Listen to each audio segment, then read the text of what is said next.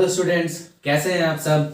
मैं सौरभ खत्री स्वागत करता हूं आप सबका मेरे YouTube चैनल खत्रीज गुरुकुल पर। और आज हम शुरू करने जा रहे हैं केमिस्ट्री का जो चैप्टर हमारा चल रहा था, that is chemical reactions and equation. उसी का आगे आज हम पढ़ने वाले हैं।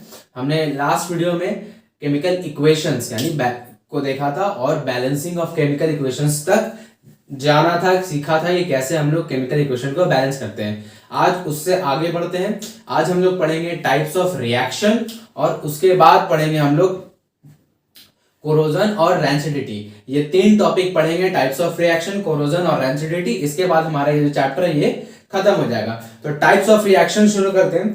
तो हमारा जो है जो जितने टाइप्स हमको पढ़ना है वो 5 टाइप्स हम लोग को, किसी भी केमिकल रिएक्शन के 5 टाइप्स हम लोग को पढ़ना है। होते इनसे ज्यादा हैं लेकिन हम लोग को पढ़ना सिर्फ 5 है। पहला है combination reaction, second one is decomposition reaction, third one is displacement reaction, number 4 double displacement reaction and number 5 oxidation and reduction reaction, जिसको मिला करके रेडॉक्स रिएक्शन भी बोलते हैं। ठीक है, तो हमारा जो टाइप्स ऑफ केमिकल रिएक्शन है वो देख लेते हैं। पहले कौन कौन सा टाइप है। Types of chemical reaction, number 1 पे आता है हमारा कॉम्बिनेशन रिएक्शन।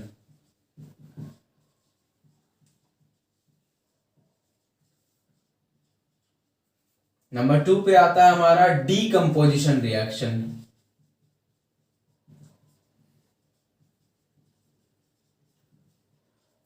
नंबर 3 पे आता है displacement reaction.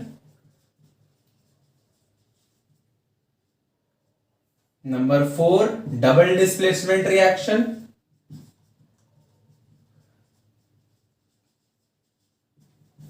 Number 5 is oxidation and reduction reaction, जिसको एक साथ हम लोग रेडॉक्स रिएक्शन भी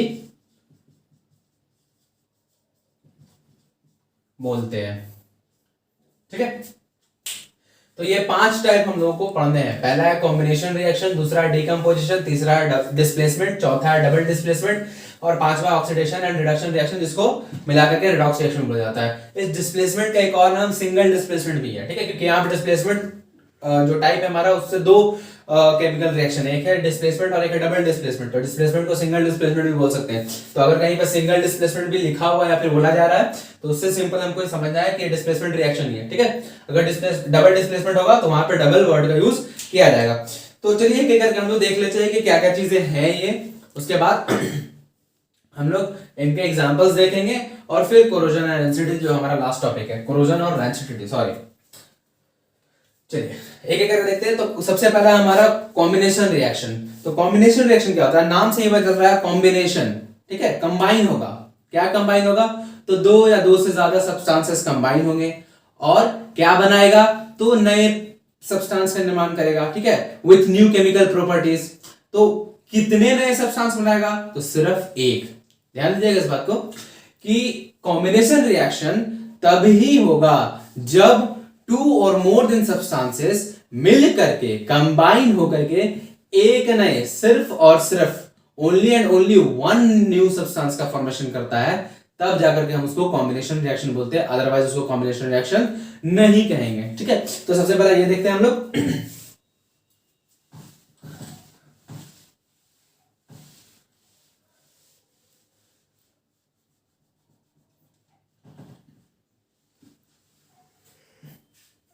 चलिए,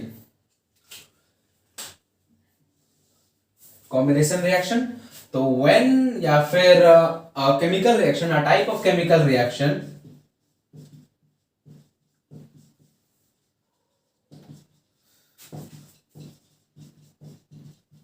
in which 2 or more reactants, यहां पर सब्सटेंसेस से ज्यादा बेहतर वर्ड मेरे लिए रहेगा reactants. 2 or more reactants combine with each other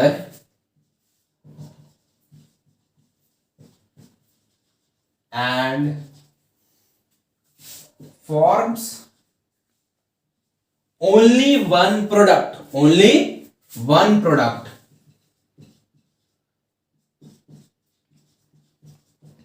is called combination reaction.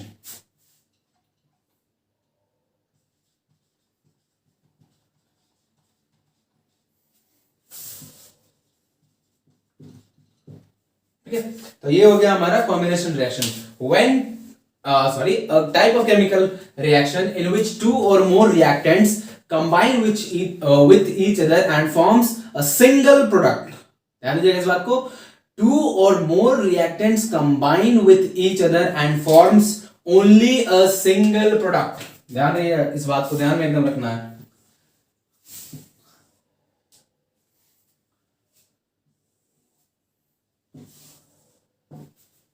इस चीज को ध्यान रखना है.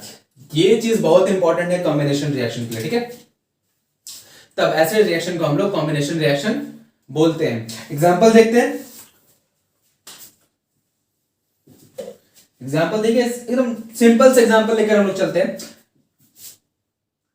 H2 यानी हाइड्रोजन गैस प्लस O2 यानी ऑक्सीजन गैस, दोनों रिएक्शन करता है, कंबाइन होता है और नया प्रोडक्ट जो बनता है दैट इज H2O.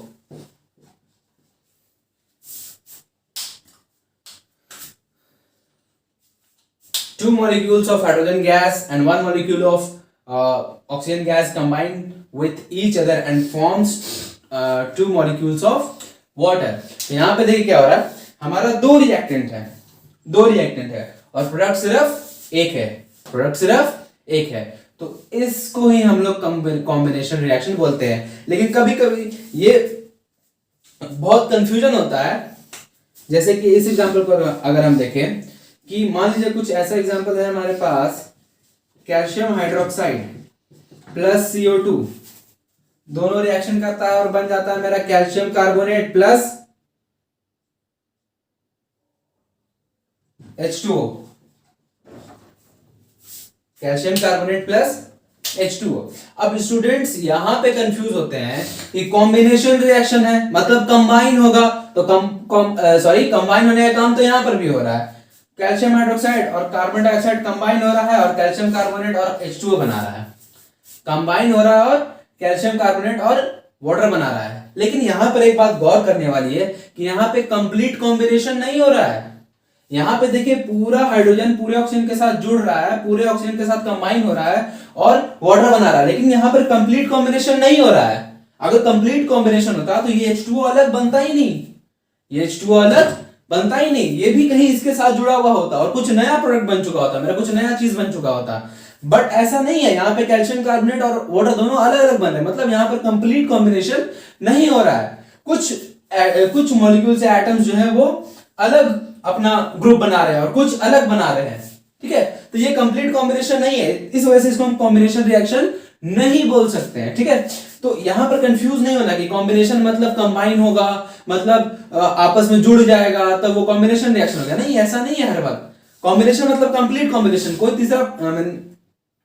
कोई दूसरा चीज नहीं होना चाहिए. सिंपल एक सिंगल प्रोडक्ट बन रहा है तभी वो कॉम्बिनेशन रिएक्शन है, अदरवाइज वो नहीं है. सिंपल बात. ठीक है, तो ये एग्जांपल हमारा रॉन्ग हो जाएगा. तो इस चीज को ध्यान रखिएगा, कंफ्यूज नहीं होना इन सब जगहों पर. अक्सर कंफ्यूज होते हैं लोग. एक और एग्जांपल देख लेते हैं. यही कैल्शियम वाला. तो जब कैल्शियम ऑक्साइड को हम लोग वाटर में डिसॉल्व करते हैं या फिर जब कैल्शियम ऑक्साइड वाटर से रिएक्शन करता है तो मेरा बन जाता है कैल्शियम हाइड्रो ऑक्साइड CaOH2. ठीक है, तो ये कुछ एग्जांपल्स है एक्सेट्रा. ऐसे बहुत सारे एग्जांपल्स हैं.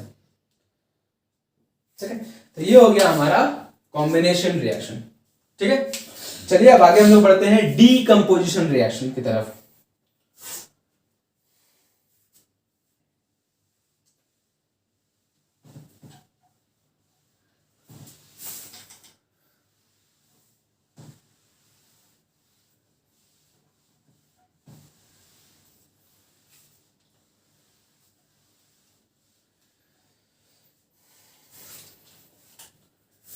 सेकेंड टाइप जो हमारा हो गया वो है decomposition reaction.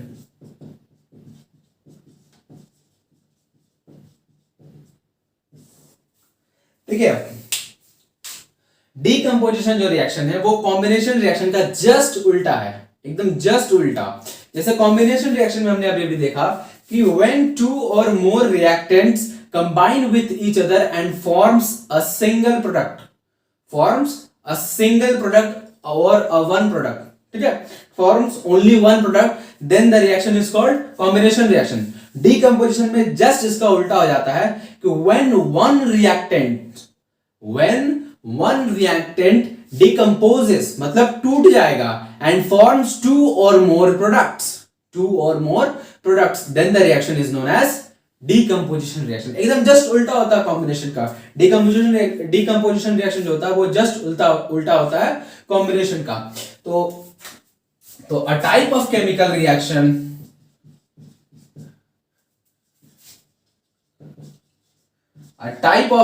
reaction in which a single reactant decomposes और breaks, ब्रेक वर्ड जो है यहां पर उतना खास एप्लीकेबल नहीं होगा, decomposes and forms two or more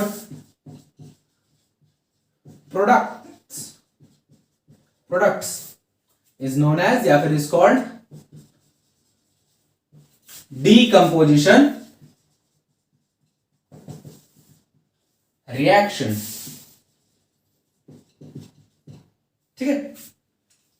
तो ये हो गया हमारा decomposition reaction, a type of chemical reaction in which a single reactant decomposes and forms two or more products, ठीक है। चलिए अब एग्जांपल इसका देख लेते हैं कुछ। देखिए हमने जो कॉम्बिनेशन में अभी भी एग्जांपल देखा ये क्या है, H2O का, तो वहां पर क्या हो रहा था कि H2 और O2 आपस में कंबाइन हो रहा था, मतलब हाइड्रोजन और ऑक्सीजन गैस आपस में कंबाइन हो रहा था और वाटर बन रहा था। यहां पे ठीक इसका उल्टा होगा कि मेरा H2 में जब हम लोग इलेक्ट्रिसिटी को पास करते हैं, मतलब जब हम लोग वाटर से इलेक्ट्रिसिटी को पास करते हैं तो ये टूट जाता है, ये डिकम्पोज होता है और H2 प्लस O2 का फॉर्मेशन करता है, मतलब हाइड्रोजन गैस और ऑक्सीजन गैस अलग अलग हो जाता है। तो देखिए एकदम जस्ट उल्टा लिखे कॉम्बिनेशन रिएक्शन से। कॉम्बिनेशन रिएक्शन में ये दोनों रिएक्टेंट था और ये प्रोडक्ट था, लेकिन इस डीकंपोजिशन रिएक्शन में ये मेरा रिएक्टेंट था और ये मेरा प्रोडक्ट हो गया। ऐसे एग्जांपल एक और देख लें, कैल्शियम कार्बोनेट का एग्जांपल ले लेते हैं, CaCO3। देखिए CaCO3 जब टूटता है, जब डिकम्पोज होता है, जब हम इसको हीट करते हैं, तब ये डिकम्पोज होता है, ठीक है, टूटता है। और कब तक हीट करेंगे? Up to 750 degree Celsius, up to 750 degree Celsius. इसको हम 750 डिग्री सेल्सियस तक जब हम कैल्शियम कार्बोनेट को गर्म करते हैं तो ये टूट जाता है और बन जाता है मेरा calcium oxide plus carbon dioxide gas. देखिए यहां पर भी क्या हो रहा है, एक सिंगल रिएक्टेंट है कैल्शियम कार्बोनेट और ये टूट रहा है, डिकम्पोज हो रहा है और मेरा दो नया प्रोडक्ट बन रहा है, दैट इज कैल्शियम ऑक्साइड और कार्बन डाइऑक्साइड, ठीक है। तो ये हो गया हमारा डीकंपोजिशन रिएक्शन, ठीक है, एक्सेट्रा।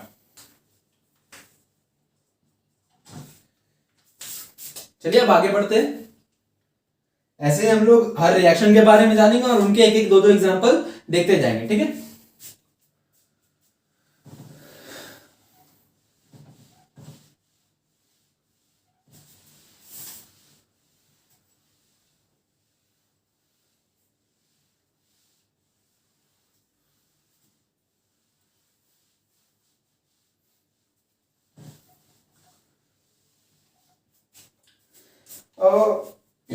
देखिए अभी अभी हमने एक एग्जांपल लिया कैल्शियम कार्बोनेट का, CaCO3 जो सॉलिड स्टेट में है, इसको हम जब हीट देते हैं, हीट करते हैं कब तक, अप टू 750 डिग्री सेल्सियस, तो ये टूट रहा है किसमें, calcium oxide plus carbon dioxide gas में, सॉलिड स्टेट में,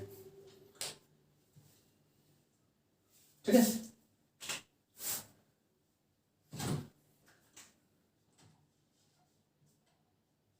calcium oxide plus carbon dioxide gas में ये टूट रहा है।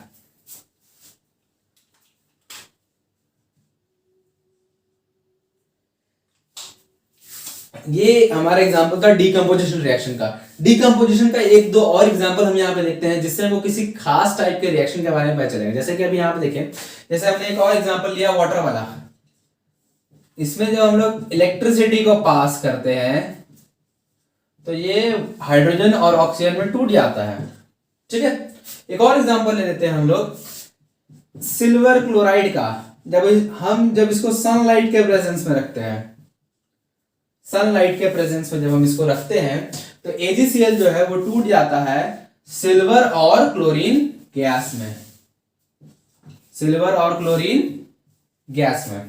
ठीक है, तो देखिए इन तीनों डीकंपोजिशन रिएक्शन में डिकम्पोज करने के लिए ये जो हमारा रिएक्टेंट है इसको डिकम्पोज करने के लिए, तोड़ने के लिए हमको किसी ना किसी थर्ड पार्टी की रिक्वायरमेंट होती है, किसी ना किसी थर्ड पार्टी का हेल्प लेना पड़ रहा है। यहाँ पे आप तीनों देखिए, जैसे कि पहले वाले में हमको हीट का हेल्प लेना पड़ रहा है, सेकंड वाले में इलेक्ट्रिसिटी का हेल्प लेना पड़ रहा है और थर्ड वाले में सनलाइट का हेल्प लेना पड़ रहा है। ठीक है, तो इन सबको एक खास कैटेगरी में भी रख सकते हैं। जैसे कि जो AgCl है जो सनलाइट के प्रेजेंस में डिकम्पोज हो रहा है इसको बोलते हैं हम लोग फोटो डिकम्पोजिशन, फोटो डिकम्पोजिशन। और इस टाइप के रिएक्शन को हम लोग बोलते हैं photo decomposition reaction, photo decomposition reaction. और वाटर में देखिए क्या हो रहा है, इलेक्ट्रिसिटी को हम पास कर रहे हैं तब जाकर के डिकम्पोज हो रहा है। तो इस तरह के रिएक्शंस को हम लोग बोलते हैं electric decomposition reaction, electric decomposition reaction. और जो पहला वाला है कैल्शियम कार्बोनेट जिसमें हीट हमको देना पड़ रहा है, मतलब हीट का एब्जॉर्प्शन हो रहा है, कैल्शियम कार्बोनेट हीट को एब्जॉर्ब कर रहा है उसके बाद डिकम्पोज हो रहा है, तो ऐसे डिकम्पोजिशन रिएक्शन को हम लोग बोलते हैं हीट डिकम्पोजिशन रिएक्शन। लेकिन यहां पे देखिए क्या हो रहा है पहले वाले में, ओके एक मिनट, बाकी दोनों को इरेज कर देते हैं। ठीक है, एक था हमारा इलेक्ट्रिक डिकम्पोजिशन और एक था फोटो डिकम्पोजिशन। देखिए यहां पर पहले वाले रिएक्शन में क्या हो रहा है हमारा कि कैल्शियम कार्बोनेट को हम लोग हीट कर रहे हैं, उसको हीट एनर्जी दे रहे हैं, सप्लाई कर रहे हैं और वो उस हीट एनर्जी को एब्जॉर्ब कर रहा है, उसके बाद डिकम्पोज हो रहा है। तो ऐसे रिएक्शन जिसमें हीट का एब्जॉर्प्शन होता है, ऐसे रिएक्शन को हम लोग बोलते हैं एंडोथर्मिक रिएक्शन, एंडोथर्मिक रिएक्शन। तो ये हमारा एंडोथर्मिक रिएक्शन का एक एग्जांपल हो गया। तो अ type of reaction in which heat energy is absorbed is called endothermic reaction. ठीक है, जिस भी रिएक्शन में हीट का एब्जॉर्प्शन होगा उसको हम लोग एंडोथर्मिक रिएक्शन बोलते हैं। जैसे कि ये हो गया उसका एक एग्जांपल। ऐसे एक और एग्जांपल देख लेते हैं एंडोथर्मिक रिएक्शन का। तो एक होता है हमारा लेड नाइट्रेट वाला एग्जांपल, PbNO3 ये जो हमारा है लेड नाइट्रेट, जब हम इसको भी हीट करते हैं तो ये टूट जाता है lead oxide plus nitrogen dioxide plus oxygen gas में। ठीक है, ये टूट जाता है, तो ये भी एंडोथर्मिक रिएक्शन का एक एग्जांपल हो गया। देखिए अब इन रिएक्शंस में क्या हो रहा है, हीट का एब्जॉर्प्शन हो रहा है। ठीक है, लेकिन कुछ कुछ रिएक्शन ऐसे भी होते हैं जिसमें हीट रिलीज होता है, जिसमें हीट एनर्जी रिलीज होता है, तो वैसे रिएक्शंस को हम लोग बोलते हैं एक्सोथर्मिक रिएक्शंस।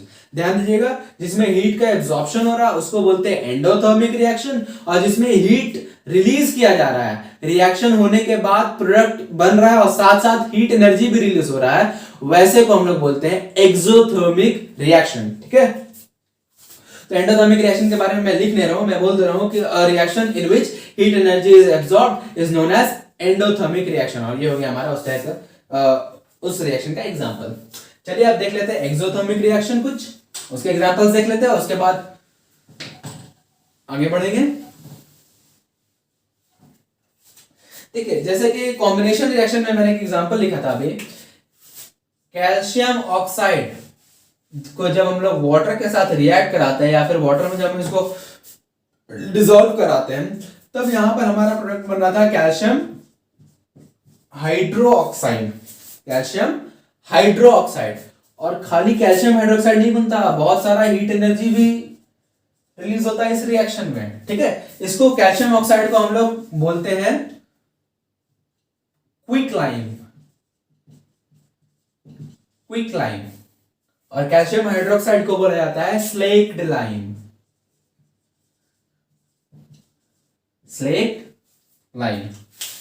तो जब क्विक लाइम यानी कैल्शियम ऑक्साइड को वाटर में डिसॉल्व करते हैं तो स्लेक्ड लाइम का यानी कैल्शियम हाइड्रोक्साइड का फॉर्मेशन होता है और काफी ज्यादा अमाउंट में हीट एनर्जी निकलता है। ठीक है, ऐसे ही हम लोग देखें कि जब सोडियम या फिर पोटाशियम किसी को भी जब हम लोग वाटर में डालते हैं तो ठीक वही चीज जैसे इसमें हो रहा है, क्या हो रहा है, NaOH बनता है, NaOH बनता है, साथ ही साथ हाइड्रोजन गैस भी रिलीज होता है और साथ ही साथ काफी high amount of heat energy भी रिलीज होता है। ये हीट एनर्जी इतना ज्यादा होता है कि ये जो हाइड्रोजन गैस रिलीज हो रहा है ये बर्न करने लगता है, मतलब आग लग जाता है रिएक्शन में। ठीक है, तो इसीलिए सोडियम मेटल को जो हम लोग वाटर में कभी भी स्टोर करके नहीं रखते हैं, उसको ऑलवेज केरोसिन ऑर्गेनिक कंपाउंड्स में यानी केरोसिन ऑयल में स्टोर करके रखा जाता है, क्योंकि वाटर के साथ वो काफी फास्ट रिएक्शन करता है और हाइड्रोजन गैस जो कि एक हाईली फ्लेमेबल गैस है और काफी ज्यादा अमाउंट में हीट का प्रोडक्शन करता है, जिससे क्या होता है कि उस रिएक्शन में हमारा आग लग जाता है। ठीक है, जो हमारे लिए खतरनाक साबित हो सकता है। इसलिए हम लोग सोडियम मेटल को ऑलवेज केरोसिन ऑयल में स्टोर करके रखते हैं। ठीक है, तो इन सब रिएक्शंस पे देखिए क्या हो रहा है हमारा कि हीट एनर्जी यहां पर रिलीज हो रही है, हीट एनर्जी रिलीज हो रही है। तो ऐसे रिएक्शंस को हम लोग बोलते हैं एक्सोथर्मिक रिएक्शन। तो a reaction in which heat energy is released is known as exothermic reaction. ठीक है, चलिए अब आगे बढ़ते हैं हम लोग।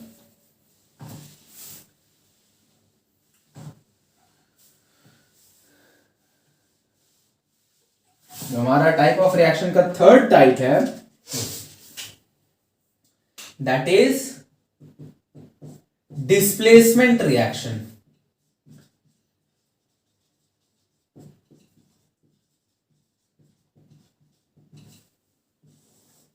डिस्प्लेसमेंट रिएक्शन, तो ये रिएक्शन अब क्या होता है, तो देखिए ये रिएक्शन जो होता है वो मेटल आयन का ट्रांसफर की वजह से होता है, मेटल आयन के ट्रांसफर की वजह से। देखिए क्या होता है ये रिएक्शन में, क्या होता है कि जब कोई हाईली रिएक्टिव मेटल, ध्यान दीजिएगा यहां पर, जब कोई हाईली रिएक्टिव मेटल किसी लो रिएक्टिव मेटल को उसके सॉल्ट सॉल्यूशन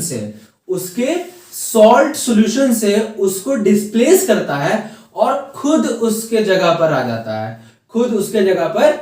जाता है, तब उस टाइप की रिएक्शन को हम लोग बोलते हैं डिस्प्लेसमेंट रिएक्शन। ध्यान दीजिएगा इस बात को कि when a highly reactive metal displaces a low reactive metal from the aqueous solution of its salt and acquires its place, then the reaction is called displacement reaction। जैसे कि एग्जांपल देखिए जिसको हम लोग पहले भी पढ़ चुके हैं कि जब हम लोग कॉपर सल्फेट में आयरन नेल को डिप करते हैं तो हमारा जो है वो कॉपर सल्फेट का रंग जो कलर होता है वो इनिशियली ब्लू होता है, लेकिन आयरन नेल को डिप करने के बाद वो धीरे धीरे लाइट ग्रीन बन जाता है, उसका कलर जो है लाइट ग्रीन हो जाता है। और इसका रीजन क्या है, क्योंकि यहां पर इनिशियली कॉपर सल्फेट था जिसका कलर ब्लू होता है, बट आयरन नेल में जो आयरन है वो धीरे धीरे क्या कर रहा है, क्योंकि आयरन हाईली रिएक्टिव है कॉपर के कंपैरिजन में, इस वजह से क्या कर रहा है, आयरन जो है कॉपर को डिस्प्लेस कर रहा है और खुद उसका जगह पर एक्वायर कर ले रहा है और बना रहा है मेरा आयरन सल्फेट, और कॉपर अलग हो जा रहा है। आयरन सल्फेट बन रहा है और कॉपर अलग हो जा रहा है, और इस आयरन सल्फेट का कलर होता है लाइट ग्रीन।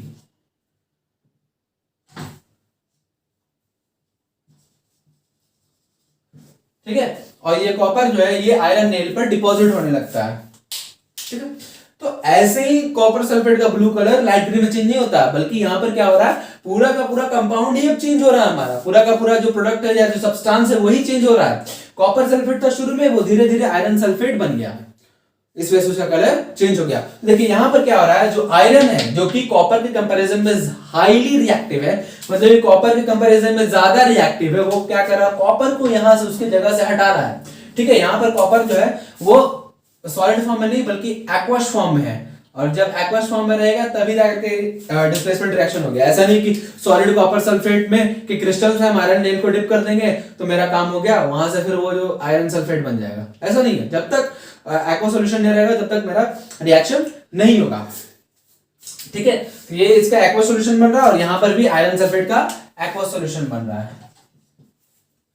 ठीक है, तो ये हो गया हमारा डिस्प्लेसमेंट रिएक्शन। ऐसे कुछ और एग्जांपल्स भी हैं, जैसे यहीं पर ये जो आयरन सल्फेट बन रहा है, अगर हम अब आयरन सल्फेट में जिंक को डाल दें तो फिर से रिएक्शन होगा और जिंक आयरन को डिस्प्लेस कर देगा और बना देगा जिंक सल्फेट और आयरन अलग हो जाएगा, आयरन अलग हो जाएगा। वैसे ही जिंक सल्फेट में अगर हम एल्यूमिनियम को डाल दें तो एल्यूमिनियम जो है जिंक से भी ज्यादा रिएक्टिव होता है, तो वो एल्यूमिनियम को डिस्प्लेस कर देगा, एल्यूमिनियम सल्फेट बना देगा। एल्यूमिनियम सल्फेट में हम अगर कैल्शियम डाल दें तो वो कैल्शियम सल्फेट बन जाएगा। तो जो हाईली रिएक्टिव मेटल होते हैं वो अपने से नीचे वाले यानी लो रिएक्टिव मेटल्स को उनके सॉल्ट के सॉल्यूशन से डिस्प्लेस कर देते हैं और खुद उनके प्लेस को एक्वायर कर लेते हैं। तो वैसे रिएक्शंस को हम लोग बोलते हैं डिस्प्लेसमेंट रिएक्शन। ठीक है, और ये है उसके एग्जांपल्स। अगर हम डेफिनेशन लिखना चाहें तो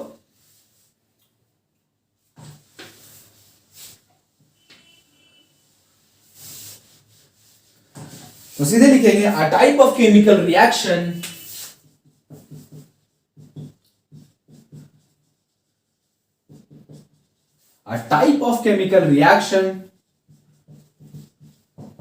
in which highly reactive metal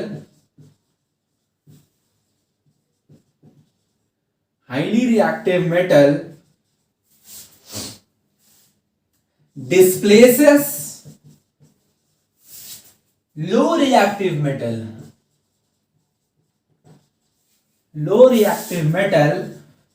from its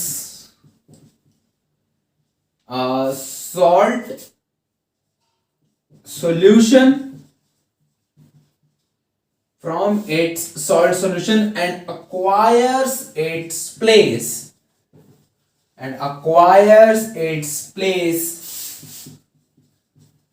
is called displacement reaction.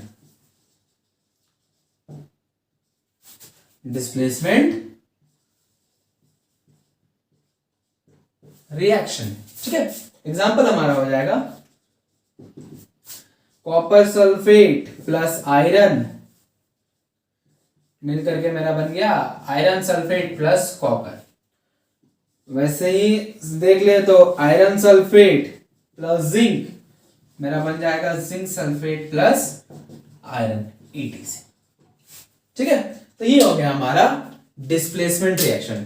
अब देखिए कई बार अब आपके मन में ये सवाल आ रहा होगा, है कि नहीं वो तो नहीं कह सकते, लेकिन आ रहा होगा कि हम कैसे जानेंगे कि कौन सा हाईली रिएक्टिव मेटल है और कौन सा लो रिएक्टिव मेटल है, कैसे समझे हम लोग। ठीक है, तो उसका भी एक यहाँ पर हमारा एक अरेंजमेंट, एक ग्रुप बनाया हुआ है कि कौन सा मेटल हाईली रिएक्टिव होगा और कौन सा मेटल लो रिएक्टिव होगा। तो उस ग्रुप को हम यहाँ पे अभी लिख देते हैं। ठीक है,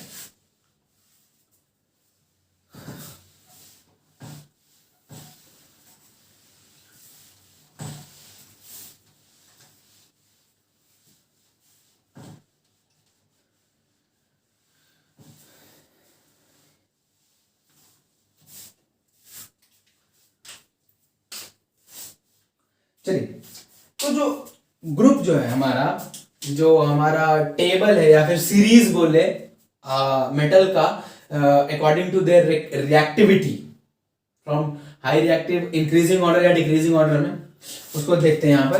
तो सबसे ऊपर हमारा आता है पोटाशियम, सबसे ऊपर आता है पोटाशियम के, फिर आता है सोडियम, फिर कैल्शियम, फिर मैग्नीशियम, फिर एल्युमिनियम, फिर जिंक, फिर आयरन, फिर टिन,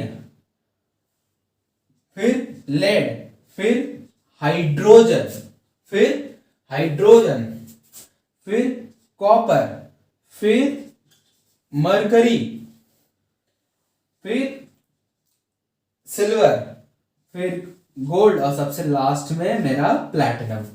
तो ये हमारा है रिएक्टिविटी सीरीज मेटल्स का। सबसे ज्यादा रिएक्टिव होता है पोटाशियम, उसके बाद सोडियम, फिर कैल्शियम, फिर मैग्नीशियम, फिर एल्युमिनियम, फिर जिंक, फिर आयरन, फिर टिन, फिर लेड, फिर हाइड्रोजन, फिर कॉपर, फिर मरकरी, फिर सिल्वर, देन गोल्ड, सबसे लास्ट में हमारा होता है प्लैटिनम। ठीक है, यहां पर एक चीज गौर करने वाली बात है, ध्यान दीजिएगा, यहां पर ये पूरा का पूरा मेटल का सीरीज है एक्सेप्ट वन एलिमेंट, और वो एलिमेंट है हमारा हाइड्रोजन। ये हाइड्रोजन जो है ये मेटल नहीं है, ये हाइड्रोजन मेटल नहीं है, ये हाइड्रोजन मेटल नहीं है हमारा। ध्यान से अब तो जब ये मेटल है नहीं तो इनको इसको क्यों रखा गया है मेटल के रिएक्टिविटी सीरीज में? तो इसको रखने का सिर्फ एक ही रीजन है, ये हाइड्रोजन जो है सेपरेशन का काम करता है, यहाँ पर सेपरेशन का काम ये हाइड्रोजन यहाँ पे बताता है। देखिए इस चीज को बहुत अच्छे से हम लोग थर्ड चैप्टर में देखेंगे, यहाँ पे मैं थोड़ा ओवरव्यू दे देता हूं कि ये हाइड्रोजन जो है सेपरेशन का काम करता है, और ये बताता है कि इसके ऊपर जो मेटल्स हैं वो डाइल्यूट एसिड के साथ रिएक्ट करेंगे, इजिली रिएक्ट करेंगे। इसके ऊपर जो मेटल्स है वो डाइल्यूट एसिड के साथ इजिली रिएक्ट करेंगे और हाइड्रोजन गैस को प्रोड्यूस करेंगे। बट इनके इसके नीचे यानी copper, mercury, silver, gold and platinum, इसके नीचे जो मेटल्स हैं वो डाइल्यूट एसिड के साथ बहुत ही ज्यादा इजिली रिएक्ट नहीं करेंगे। सिंपल, ये इस चीज को सेपरेट करने का काम करता है, मतलब ये सेपरेशन का काम करता है। ठीक है, तो हाइड्रोजन यहाँ पे एक नॉन मेटल है, लेकिन फिर भी वो मेटल्स के रिएक्टिविटी सीरीज में है, रीजन है सेपरेशन। ठीक है, चलिए आगे बढ़ते हैं। अगला जो हमारा टाइप ऑफ रिएक्शन है that is double displacement reaction.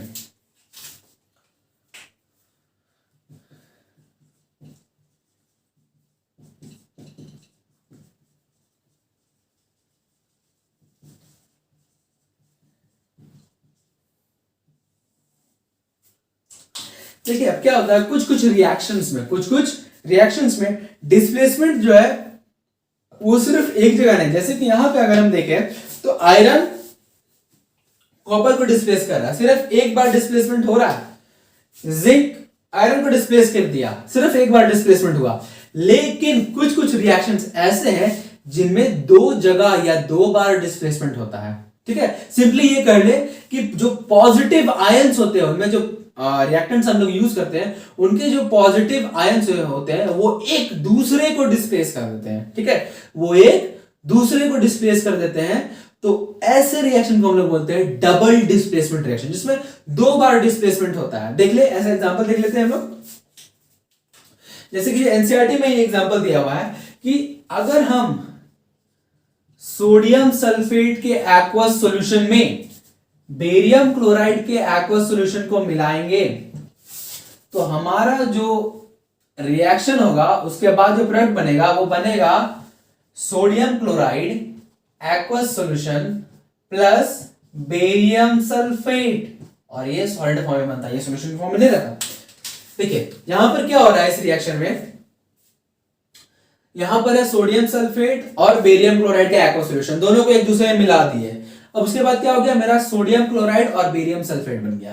देखिए यहां पर क्या हो रहा है, सोडियम पहले सल्फेट के साथ था, बेरियम क्लोराइड के साथ था, लेकिन यहां पर ठीक उल्टा हो गया, सोडियम आ गया क्लोरीन के साथ और बेरियम आ गया सल्फेट के साथ। तो क्या हो रहा है, यहाँ पे बेरियम सोडियम को डिस्प्लेस कर दिया, सोडियम बेरियम को डिस्प्लेस कर दिया, मतलब दोनों ने अपने जगह को एक्सचेंज कर लिया, अपने पोजीशन को एक्सचेंज कर लिया। ठीक है, तो इस रिएक्शन में हम देख रहे हैं क्या, exchange of positive ions, that is metal ions या simple ions, simply ions। तो a reaction, a type of chemical reaction in which exchange of ions take place, a type of chemical reaction in which exchange of ions take place is known as double displacement reaction। और यहां पर ये जो barium sulphate बन रहा है ये aqueous form में नहीं बन रहा है, ये सॉलिड के फॉर्म में बन रहा है। सॉलिड के फॉर्म में मतलब क्या है कि ये जो बेरियम सल्फेट है ये वाटर में डिसॉल्व नहीं हो रहा है, बल्कि जो हमारा कंटेनर है उसके बॉटम में जाकर जमा हो जा रहा है। ठीक है, हमारे कंटेनर के बॉटम में जाकर जमा हो जा रहा है, इसलिए हम इसको नीचे की तरफ एरो देकर के दिखा सकते हैं। और जब भी किसी रिएक्शन में कोई ऐसा प्रोडक्ट बनता है जो कि वाटर में डिसॉल्व नहीं होता है और कंटेनर के बॉटम में जाकर जमा हो जाता है, तो उस चीज को हम लोग बोलते हैं प्रेसिपिटेट, उस चीज को हम लोग बोलते हैं precipitate.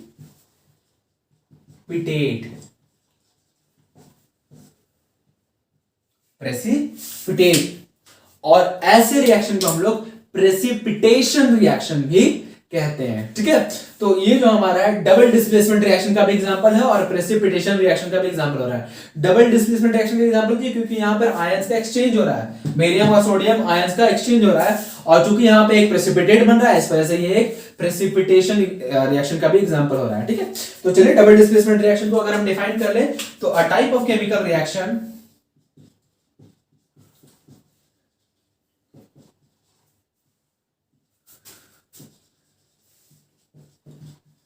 in which exchange of ions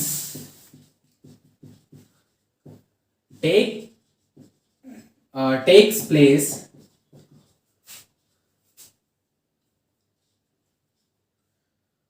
is called double displacement reaction.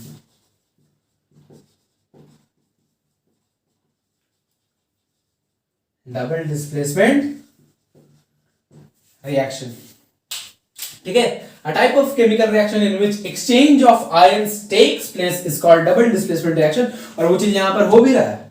ठीक है, तो ये हो गया हमारा डबल डिस्प्लेसमेंट रिएक्शन। चलिए एक और एग्जांपल हम लोग इसका देख लेते हैं। ठीक है, इस एग्जांपल को इरेज कर देते हैं।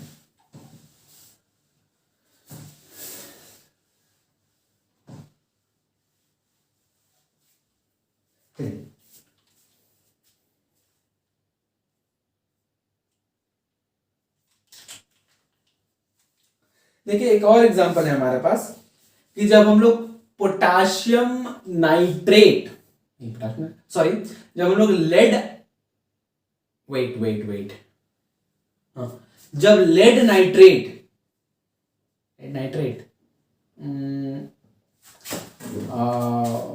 तो जब हम लोग लेड नाइट्रेट के एक्वा सॉल्यूशन में पोटाशियम आयोडाइड के एक्वा सॉल्यूशन को मिलाते हैं तो वहां पर भी कुछ ऐसा ही हम लोग को देखने को मिलता है, डबल डिस्प्लेसमेंट वाला सीन देखने को मिलता है कि lead nitrate that is PbNO3 whole 2 के सॉरी ये एक्वस फॉर्म में उसको लिख लेना है, यहां पर में हम पोटाशियम आयोडाइड के एक्वा सॉल्यूशन को मिला दिए। यहां पे क्या हो रहा है, मेरा बन जाता है पोटाशियम नाइट्रेट KNO3, ये तो वाटर में डिसॉल्व हो जाता है और इसका एक्वा सॉल्यूशन बन जाता है। बट जो लेड जो एक और प्रोडक्ट बनता है दैट इज लेड आयोडाइड, ये हमारा डिसॉल्व नहीं होता और ये हमारा जो है कंटेनर के बॉटम में जमा हो जाता है और ये प्रेसिपिटेट है यहाँ पर। ठीक है, ये जो है हमारा प्रेसिपिटेट है यहाँ पर, इस वजह से ये भी रिएक्शन हमारा प्रेसिपिटेशन रिएक्शन का भी एग्जांपल हो गया, डबल डिस्प्लेसमेंट रिएक्शन का भी एग्जांपल है। क्योंकि देखिए यहाँ पर पोटाशियम और लेड जो है दोनों एक दूसरे को एक्सचेंज कर रहे हैं, अपने अपने पोजीशन को एक्सचेंज कर रहे हैं दोनों। ठीक है, तो ये डबल डिस्प्लेसमेंट का भी एग्जांपल है और प्रेसिपिटेशन रिएक्शन का भी एग्जांपल है। ठीक है, और ये जो लेड आयोडाइड का प्रेसिपिटेट बनता है ये होता है येलो कलर का। इससे पहले जो हमारा बेरियम सल्फेट का प्रेसिपिटेट बन रहा था वो हमारा व्हाइट कलर का था और ये जो लेड आयोडाइड का प्रेसिपिटेट है ये येलो कलर का होता है। ठीक है, चलिए आगे बढ़ते हैं हम लोग नेक्स्ट टाइप ऑफ रिएक्शन।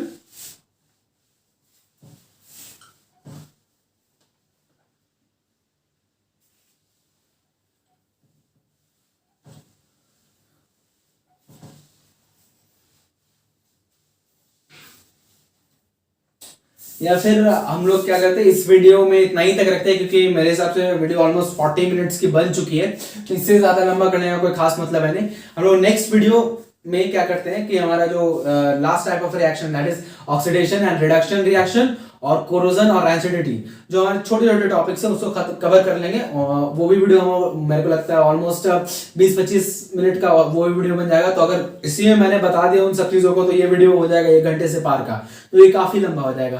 तो इस वीडियो में हम लोग इतना ही तक रखते हैं। ठीक है, तो ऐसी वीडियोस को देखने के लिए आप मेरे चैनल खत्रीज गुरुकुल को सब्सक्राइब कर ले और बगल में बेल आइकन को दबा करके ऑल को सिलेक्ट कर लीजिए। ठीक है, तब तक के लिए थैंक यू।